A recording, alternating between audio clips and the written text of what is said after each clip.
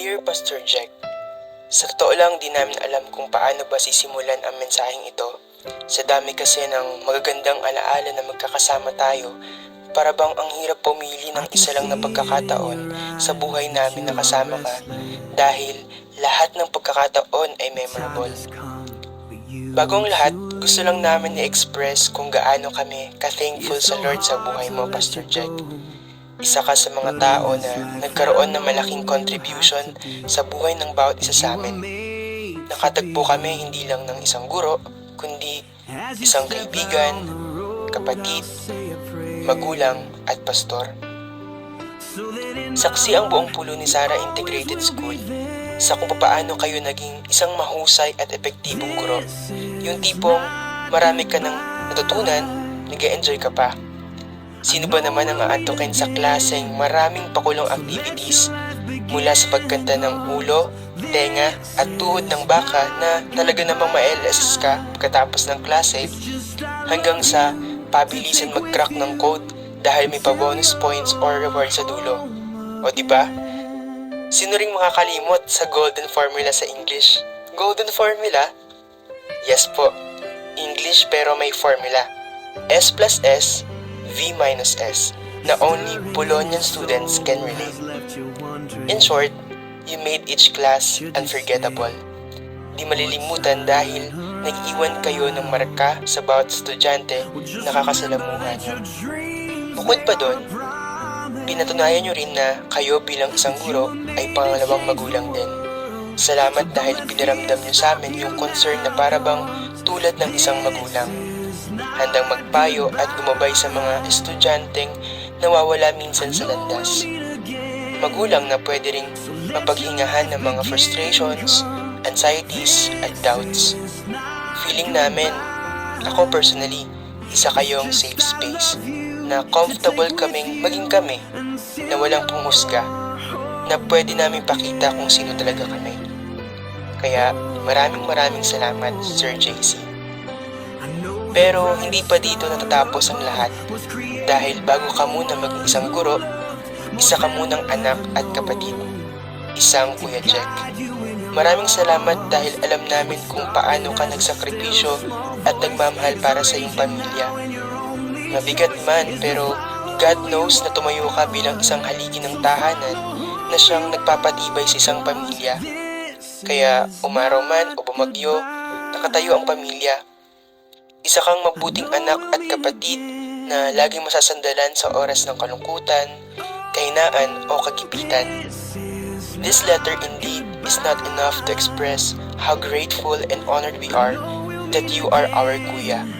Magkaroon man ng pagkakataon na pumili ng kuya, ikaw at ikaw pa rin ang aming pipiliin. Ayan, so recap lang, meron na kaming Sir JC, meron na rin kaming Kuya Jack. Of course, hindi mawawala. Meron din kaming Pastor Jack. Nagpapasalamat talaga kami sa Lord, Pastor Jack, na binigay ka sa amin ng Lord. You are a gift to us, Pastor. Maraming salamat dahil ginamit at nagpagamit ka sa Lord para abutin niya kami. Sino mag-aakala na mula sa isang lunch break sa school, magsisimula ang plano ng Diyos? Mula sa kainan at sharing ng mga baon o bugong, na nauwi sa sharing at fellowship ng mensahe ng Diyos. Maraming salamat, Pastor Jack, kasi hindi mo pinagdamot sa amin yung kaalaman patungkol sa Diyos. Malaking bagay na nakakilala kami sa Panginoon dahil sa iyo. Gayon din, maraming salamat sa mga preaching na nakatulong sa amin para i-improve at palakasin ang aming buhay espiritual. Grabe, wala po kaming masabi. Karneng-karne at himay na himay ang bawat preaching at ito ay nakatulong sa amin para mas lalo pang maunawaan ang kalooban ng Diyos para sa amin. Salamat din, Pastor, sa pagbackup mo sa amin sa pananalangin, sa aming pamilya, sa aming kalusugan, sa aming personal na buhay, sa tuwing nangihina kami at nakakaramdam ng sumuko. Hindi man namin maisa-isa lahat pero sa lahat ng ito, salamat, Pastor Jack. At ngayon sa iyong bagong journey na ang Diyos mismo ang nag-alaw, alam namin na mas higit ang pabor sa iyo ng Diyos at mas marami pa siyang aabutin sa pamagitan mo. Bagaman di maikakaila na mamimiss ka namin ng sobra, Pero na-excite din kami sa panibagong kabanata na binigay sa'yo ng Lord. Kaya we don't think that this is a farewell, but rather a hello or greeting to a new chapter. Mahal na mahal ka namin, Sir JC, Kuya Jack, Pastor Jack, ano pa man ang tawag sa'yo. Please know na palagi mo rin kaming backup sa panalangin. Nandito lang kami sa likod mo. And we hope, we pray, and we declare all the best sa buhay mo. Maraming salamat, Pastor Jack. Kingdom blessing, kingdom favor, and kingdom takeover sa buhay mo. Nagmamahal, your WKJKM family. Shalom, Pastor Jack. Mag-iingat ka. Ito ay deserve mo, kaya ang tagumpay mo, tagumpay din namin. Ang kaligayahan mo, kaligayahan din namin. Congratulations. Mag-iingat ka lagi. Lagi mong tandaan, kasama mo lagi ang Diyos, saan ka man pumaroon, at ang pag-iingat niya ang laging gumabay sa'yo. So, I love you. God bless always.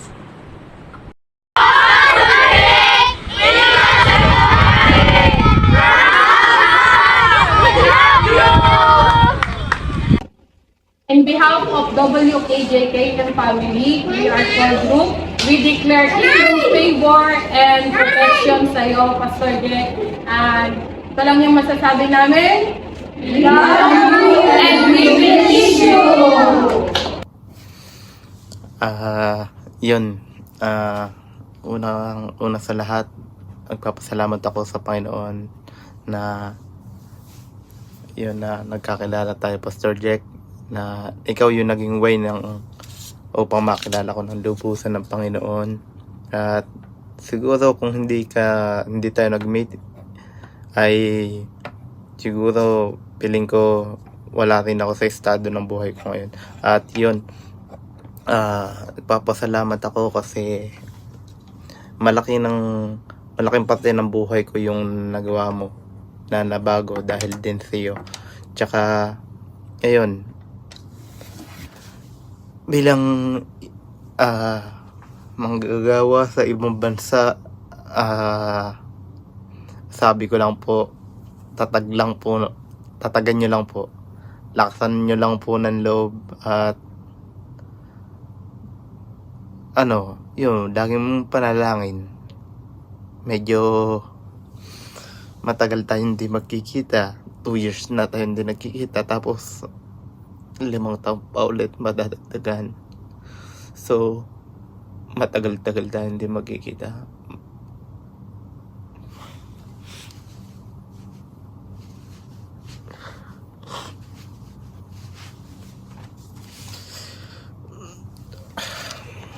Nakakamiss din na maraming banding tayo na pinagsamahan at maraming banding na hindi natin nagawa.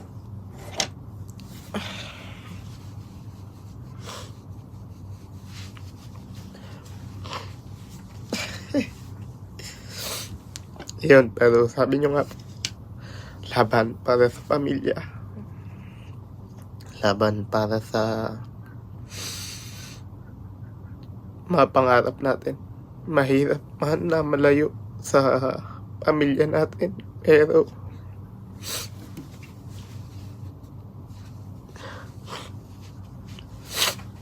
kakayanin.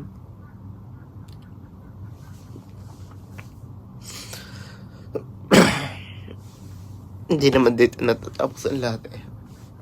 Sa dulo magkikita pa rin tayo, pero yun lang, matagal kasi tayo hindi nagkita. Tapos matadagdag pa ng maraming taon na hindi ulit tayo magkikita. Kaya iba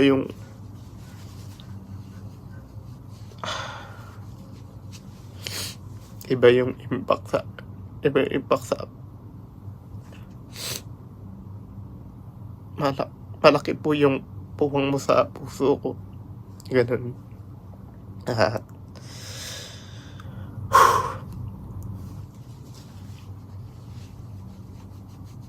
Yun na po. Mag-iingat po kayo lagi. Kayang-kaya niyo po yan. Kayo pa. Lagi po namin kayo mahal. Ingat po, bye. not